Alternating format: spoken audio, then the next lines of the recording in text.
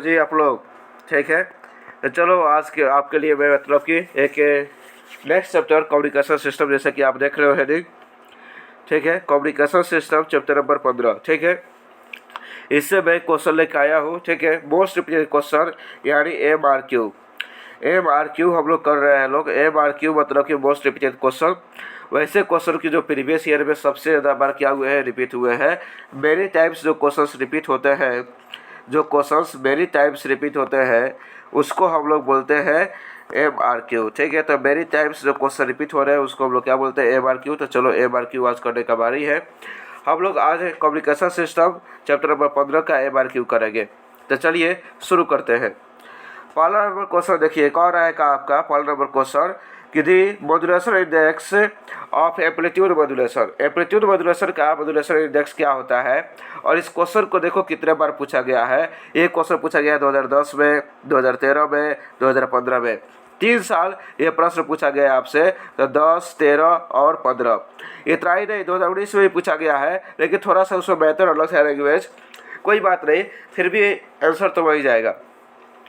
कह रहा है क्या कि आपका मतलब कि यदि modulation index in amplitude modulation, amplitude modulation और मॉड्यूलेशन इंडेक्स क्या होता है। ऑलवेज जीरो, हमेशा जीरो होता है, ठीक है। 0 और 1 के बीच में होता है, 1 और इनफाइनाइट के बीच में होता है, नॉन ऑफ द अबव इसमें से कुछ नहीं होता है। तो 4 ऑप्शन दिए गए हैं इसमें, क्लियर। आपको 4 में से एक को करेक्ट वन को चूज करना है। तो देखिए हमारे बच्चे हमेशा हाईलाइट पर मतलब कि टिक मार देते हैं।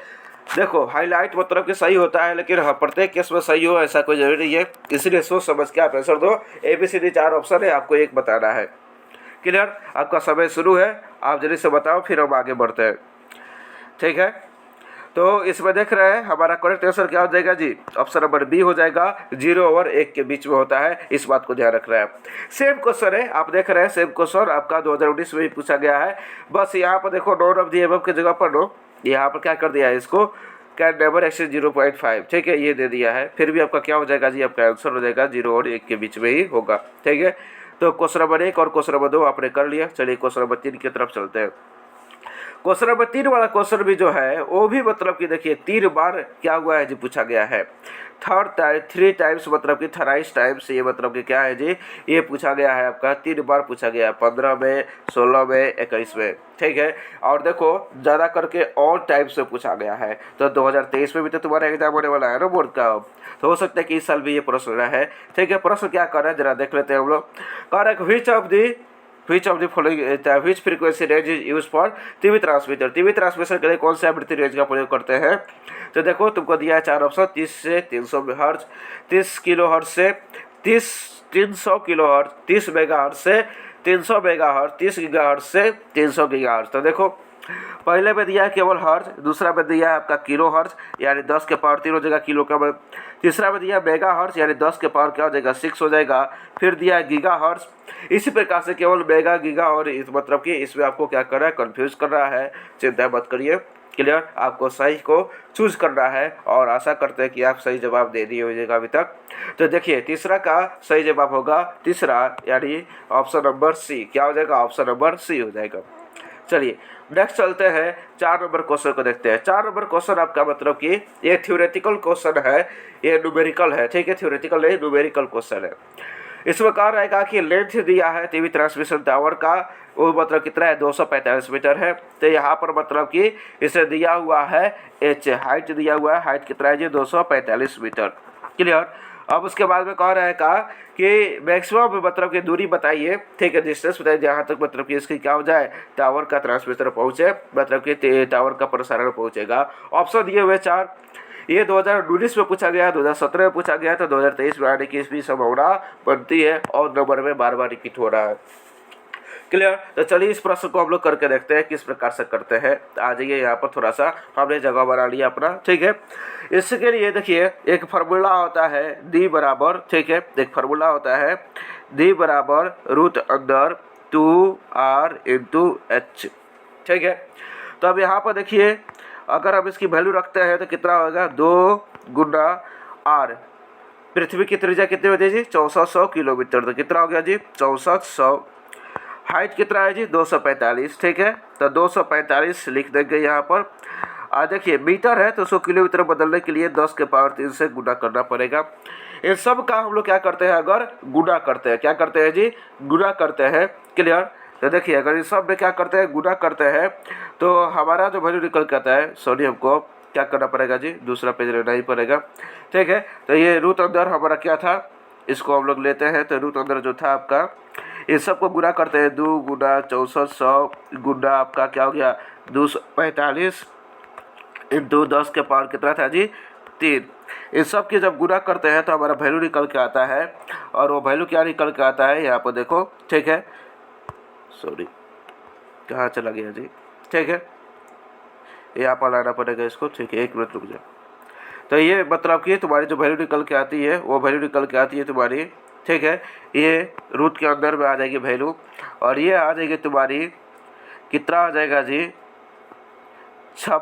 मतलब कि इसमें सब में गुना करोगे तो 31 36 1 2 3 1 2 3 6 को 0। ठीक है, चलो एक बार हम लोग देख लेते हैं आता है कि नहीं आता है, इस वैल्यू को निकाल के देखते हैं हम लोग। ठीक है, तो यहाँ पर गुना कर लो। ठीक है, तो गुना करोगे तुम्हारा कितना आएगा जी, गुना करोगे तो क्या हो जाएगा, 2 गुना करना है तुम्हारा, कितना करना है जी, एक तो 6400 कर लेना है, एक कर लेना है तुमको 245, और गुना कर देना है 1000, ये 10 के पावर 3।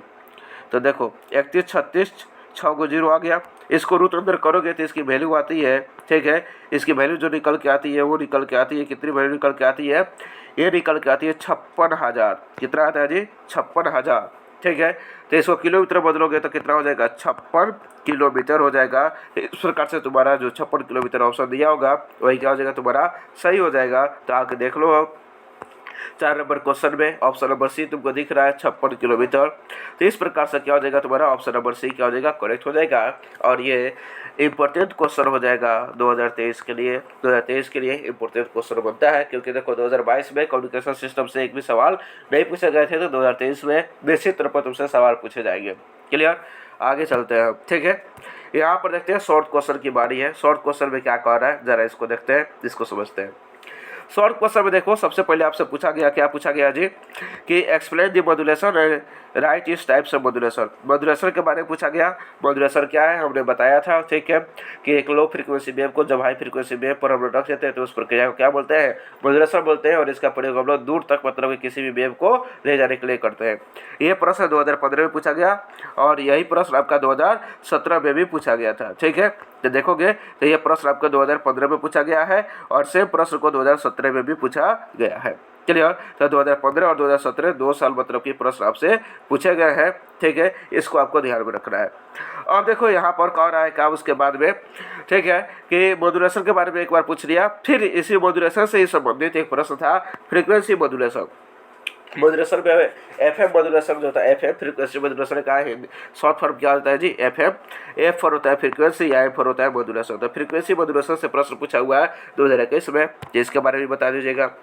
अब देखिए, अब जो प्रश्न पूछ रहा है वो देखिए 2016 में एक प्रश्न पूछा है, और वैसा ही प्रश्न आपसे पूछा गया है 2000 मतलब कि यहाँ पर देख रहे हैं 10 में पूछा गया है। तो 2016 और 2010 के प्रश्न में बस इतना सा फर्क है कि इसमें मतलब कि 2016 में पूछा गया था क्या, कि व्योम तरंग और आकाशीय तरंग के बारे में बताइए। मतलब कि आपसे 2 ऐसे तरंग के बारे में पूछा गया था, एक स्काई वेव और स्पेस वेव के बारे में पूछा गया था, स्काई वेव और स्पेस वेव के बारे में। जबकि वही अगर हम लोग बात करते हैं 2010 में, तो स्काई और ये स्पेस तो था ही, आकाशीय तरंग और व्योम तरंग तो थी ही, साथ में ग्राउंड तरंग भी था, भू तरंग भी थी। ठीक है, ग्राउंड वेव्स भी थे। तो ये आपको तीनों याद रखना है। ठीक है, ग्राउंड, स्काई और स्पेस तीनों को ध्यान में रखना है। देखिए ये प्रश्न भी रिपीट हुआ है, तो हो सकता है कि कई साल प्रश्न पूछे, क्योंकि पिछले साल प्रश्न नहीं पूछा था। उसके बाद में देखिए इसमें से मतलब कि देखिए एक तो मतलब कि ये मॉड्यूलेशन वाला मतलब कि आपसे पूछ सकता है। मॉड्यूलेशन वाला देखो ये ऑड नंबर में चल रहा है 15 17। ठीक है, तो 23 भी ऑड है तुम्हारा, 23 में एग्जाम होने वाला है। तो 2023 में क्या है जी, ऑड नंबर है, तो ये प्रश्न पूछने की संभावना है। वैसे यहाँ पर देख लो क्वेश्चन नंबर 5 जो है यहाँ पर, ठीक है, ये भी मतलब कि रिपीट हुआ है, 11 में हुआ है, 13 में हुआ है, और फिर 2023 में एग्जाम होने वाला है। तो ये भी हो सकता है कि तुमसे पूछ ले। क्लियर। तो कह रहा है कि what do you mean by analog signal है डिजिटल सिग्नल। एनालॉग सिग्नल क्या डिजिटल सिग्नल क्या है इसके बारे में तुमको बताना है। तो इसको भाई सभी सब पढ़ के जाना। इस साल के लिए ये 5 स्टार है तुम्हारा, इसको ध्यान रखना। 5 स्टार यानी मेरे लिए क्या होता है इंपॉर्टेंट। मेरा जो क्वेश्चन इंपॉर्टेंट होता है उस पर हम 5 स्टार 7 स्टार लगवाते हैं। तो 7 स्टार लॉन्ग के लिए होता है, 5 स्टार आपका शॉर्ट के लिए होता है। ठीक है, इस चीज़ को ध्यान रखिएगा। अब देखिए यहाँ पर बात करते हैं यहाँ पर लॉन्ग क्वेश्चन में। तो लॉन्ग क्वेश्चन में अभी तक एक ही क्वेश्चन आया है, एनालॉग या डिजिटल सिग्नल से क्या समझते हैं। तो देखिए यहाँ पर एनालॉग और डिजिटल सिग्नल मतलब कि शॉर्ट में पूछा है और लॉन्ग में पूछा है। उसके बाद में हमने बताया था ना मॉड्यूलेशन से प्रश्न आ रहा है, तो टाइप्स ऑफ मॉड्यूलेशन भी पढ़ लीजिएगा। जैसे कि टाइप्स ऑफ मॉड्यूलेशन होता है फ्रीक्वेंसी मॉड्यूलेशन, एम्पलीट्यूड मॉड्यूलेशन। ठीक है, ये सब मतलब कि टाइप होते हैं। तो इस प्रकार से आपको ध्यान में रखना है। तो एक बार फ्रीक्वेंसी पूछा हुआ है, यहाँ पर एम्पलीट्यूड पूछा हुआ है, और मॉड्यूलेशन के बारे में तो कई बार पूछा हुआ है। ठीक है, तो इस प्रकार से आपका मतलब कि ये चैप्टर क्या होता है जी, इंड होता है। तो मतलब कि ये चैप्टर क्या हो गया, इंड हो गया। ठीक है, 15 नंबर चैप्टर क्या हो गया जी, समाप्त हो गया। 15 नंबर चैप्टर से इतना ही सवाल आपसे पूछे गए हैं। चलिए, तो ये मतलब कि आप एक बार मतलब कि देख सकते हैं कौन कौन से सवाल थे। ठीक है, तो मतलब कि पहला जो सवाल था उसका आंसर क्या गया था जी, बी गया था। ठीक है, फिर अगर हम लोग बात करते हैं दूसरा सवाल, तो दूसरा सवाल का भी ऑप्शन क्या गया था जी, आपका बी ही गया था। ठीक है, तो दूसरा सवाल का भी ऑप्शन नंबर बी गया था। क्लियर, तो इस बात को आपको ध्यान रखना है। तीसरा सवाल का ऑप्शन नंबर सी गया था। ठीक है, चौथा सवाल की बात करते हैं तो चौथा सवाल का ऑप्शन नंबर सी गया था। क्या गया था जी, आपका सी गया था। क्लियर, तो इस प्रकार से आपको ध्यान में रखना था। अब चलिए आज की मतलब क्लास यही पर समाप्त होती है। फिर मिलेंगे नेक्स्ट मतलब के लेक्चर में, नेक्स्ट मतलब के चैप्टर के MRQ के साथ में।